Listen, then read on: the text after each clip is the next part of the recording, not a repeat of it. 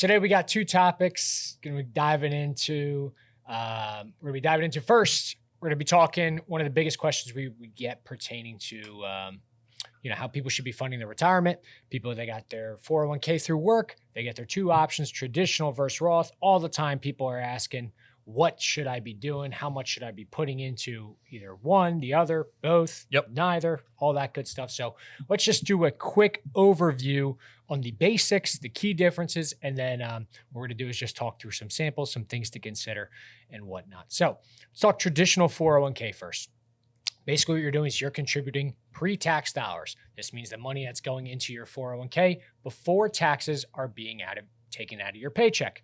Your contributions are lowering your taxable income for that year. So you're getting a tax break today, will be taxable to you in the future. That money grows tax deferred, meaning you're not paying any taxes along the way until you go to withdraw them in retirement. Key point being you get the tax break today, but in the future, your money is going to be 100% taxable to you at whatever your tax rate is at that time. Next up, we got your Roth 401k. Basically, what you're doing is you're contributing after-tax dollars, which is meaning that, hey, this money is going into your 401k after taxes are already being taken out of your paycheck. Your contributions today do not lower your taxable income for the year, aka you are getting 0 tax breaks today. That money is growing 100% tax-free, and you will not pay any taxes on withdrawals in retirement as long as certain conditions are met, obviously. Key point here being you're going to pay taxes today, but you're going to enjoy 100% free, tax-free withdrawals in retirement. Whatever the value is of your accounts in the future, that is exactly what you're getting. So what are the key differences? Number one being the tax treatment. Do you want to pay taxes today, or do you want to pay taxes in the future?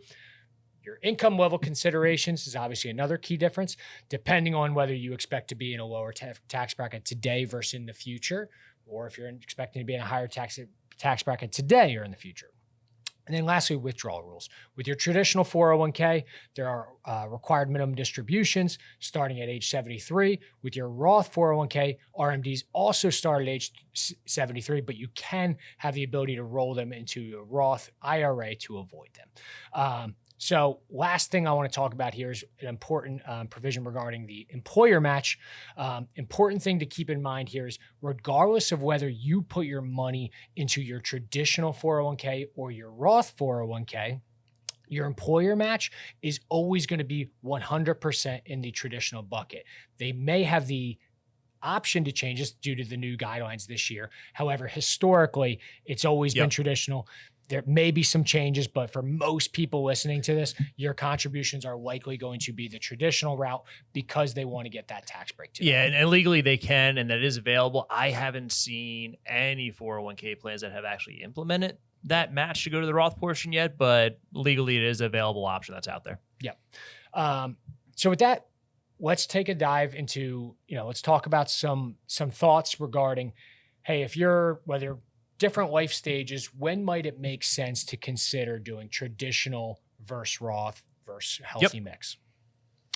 Do you want to go or do you want me to go? Yeah. So in my opinion, it is dynamic. There isn't a set rule. And as tax laws change, tax brackets change, and your income and life cycle changes, that is going to dictate it. As a general rule of thumb, as a starting point, if you are in the 10 to 12% bracket, Roth IRAs are like a no-brainer because you're not going to get that big of a tax benefit to make traditional contributions, right? So really for a single individual, if you're making 50 grand or less as an individual or 100 grand or less as a family, adjusted gross income after deductions and all that other stuff, then a Roth is like a no-brainer, right, for people. On the flip side, if you're in the 32% bracket, 35 or 37, so as an individual making close to 200 or more, or as a family making close to 400 or more, there is so much tax savings that's on the table for making traditional contributions to an IRA or a traditional 401k because you get a third of your money back in terms of a tax deduction.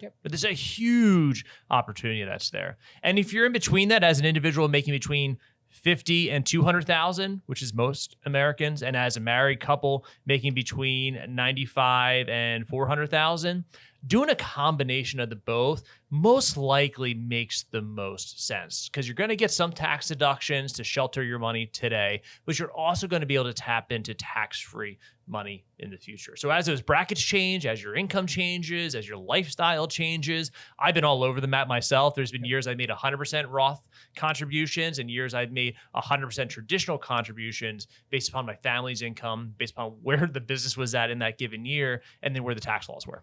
Absolutely. You know, and kind of where I was going with that was, you know, essentially it's personal finance. Everything is personal. doubt. So there's no way to say, hey, what's best for your specific situation? But generally, what are the guidelines that people want to follow? When you're in your lower earning years, you're obviously being taxed much lower. So generally, when you're younger, not making as much money, it may make more sense to put a majority, if not all of your contributions into that Roth bucket. As you start to make more money over time, it starts to make sense to do a bit of a blend. Then hopefully later in your career, you're absolutely crushing it, making a ton of money. At that point, it might make full sense to do 100% traditional contributions. Obviously, there's going to be some other things that pop up in your life where it may make sense to completely do one situation or another. Who knows what tax laws are going to be in, 4 years, let alone 10, 20, 30, 40, right? But at the end of the day, it's always going to be something that's evolving over time. But those are just basically the general thoughts that, that advisors typically talk around today. But, speaking about taxes, right, knowing that taxes are near historic lows, right, how should people be thinking about, this stuff 10, 20, 30 years out, depending on how far they are from retirement? Yeah, you want optionality, is my personal opinion. We are all taking our best guesses, and there's a lot of assumptions that are baked into recommendations for people that are 15, 20, 30 years out from being retired, like the majority of our client base is, right? So we're assuming that the tax code is going to look similar to what it is today with tilts one way or another. That could change, right? So if you are the type of person that's hell-bent on only making Roth contributions forever and ever and ever, well, great, but you probably left hundreds of thousands of dollars in tax savings on the table over the course of your working life if you are a high income earner and you're just paranoid about taxes for the rest of your life. It's probably not a prudent decision to do that if you're a high income earner and only doing Roth IRA because you're paranoid, right? So don't let your emotions get attached to you too much either with this. But we should take that into consideration, right? There's one client that we have where they are really concerned about how much they're going to be taxed in the future. Even though on paper, they're in one of the highest brackets and they should be getting a huge deduction from this. They're like, well, let's carve off 10, 15, 20% of those contributions and push it into the Roth portion instead, just to give them some optionality. I think it makes perfect sense to do that. I think where people get stuck is they feel like they have to make one wholesale decision one way or another, right? In my mind, it should really be one of 5 decisions. You do 100% of one, 100% of the other, 50-50, or you tilt a little bit one way or you tilt a little the other way. We don't know what the best thing is. Take the facts that we have today, get some assumptions, take your emotions into consideration in a reasonable way, make a decision, and move on.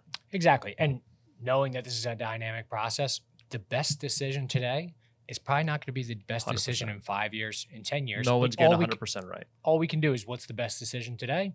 Things change in 5 years? Okay, we'll make a change in 5 years. If we have to adjust it every single year to put you on the best path to succeed, okay, then that's what you got to do. Probably going to be the case. Yeah, like if that's what's needed, that's what you do. And just don't get stressed out if you're like, I don't know if this is the right thing today. It's like, hey, just do what you can today, and then you just analyze and evolve that over time. Yep, no doubt. All right, let's dive into the next one. Yeah, so something that's been on my mind a lot, especially as we're moving through summer here, is making the most of experiences, specifically experiences with my family. And not just doing that, but how can I get not the best deal possible? That's a bit of a stretch, but how can I maximize the dollars that I have for my family budget? And I came across this approach here online. I forget where it was, but I saw it somewhere like, oh, this is awesome to take a look at to show how to use, Google as a tool beyond just the traditional travel tools that it kind of defaults when you go on, but how to use the Google Travel Explorer feature if you have flexibility and if you're not quite sure where you might want to take a trip, specifically with flight. So obviously, if you want to drive a couple hours wherever this isn't the best tool. But if you want to jump on the plane, go somewhere in the world where it's a little bit too far to travel, and you want your dollar to stretch as far as possible, especially if you have young kids like me, and you need to get a larger, you got to buy 5 tickets, right? For it's a little different than buying one for yourself.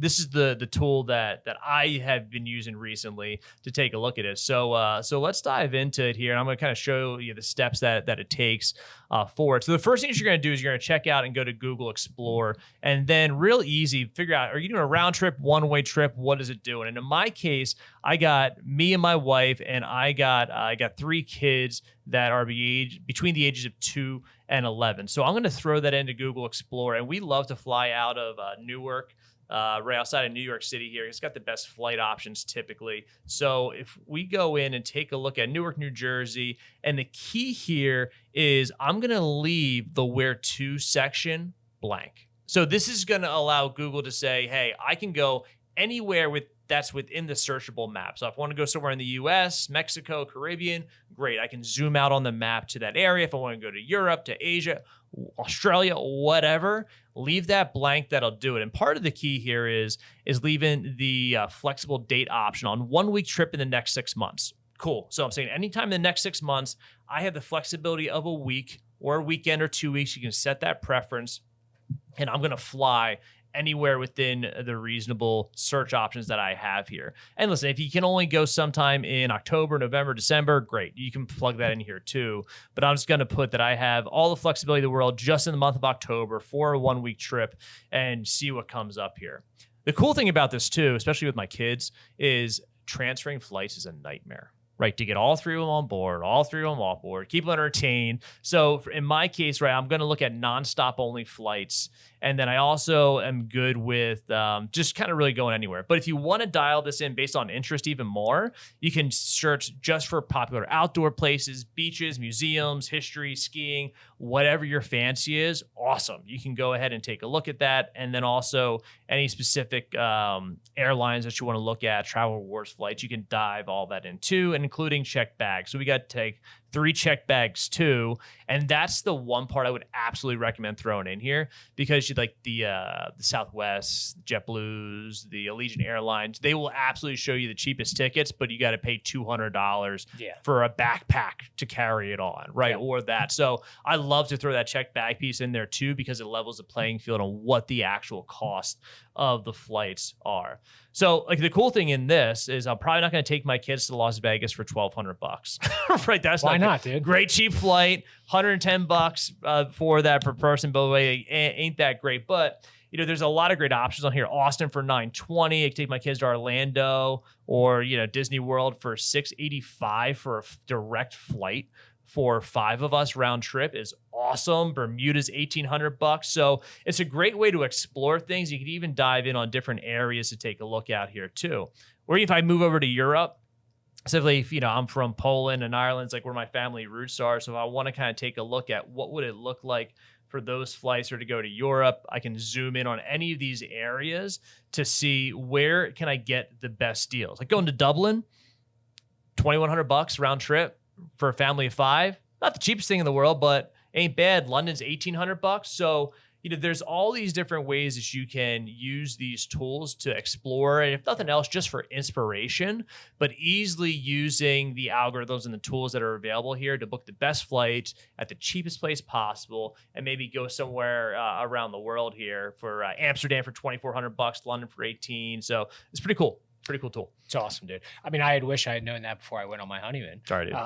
No, you know what's funny is like when you initially came out with this, like I went and started playing around with it. It's incredible the difference between doing it this way versus just going online and searching.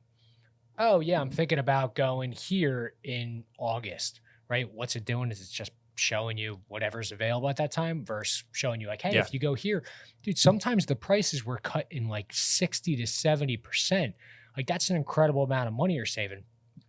And to be honest, no offense to travel agents out there, but I had not my favorite experience dealing with a travel agent. Like this kind of works between this and like ChatGPT you kind of have your own little personal travel agent where you can figure out doubt. like, hey, what's the cheapest time for me to go, the most cost effective? What are some things I can do where nowadays you can really do all this stuff yourself and save yourself a ton of money and travel way more than people have historically in the No past. doubt. There's all these articles now talking about how younger individuals are traveling more than people in, previous generations had. And I think part of that's because now it's much more easier to find cost-effective travel due to tools like this. Yeah, absolutely.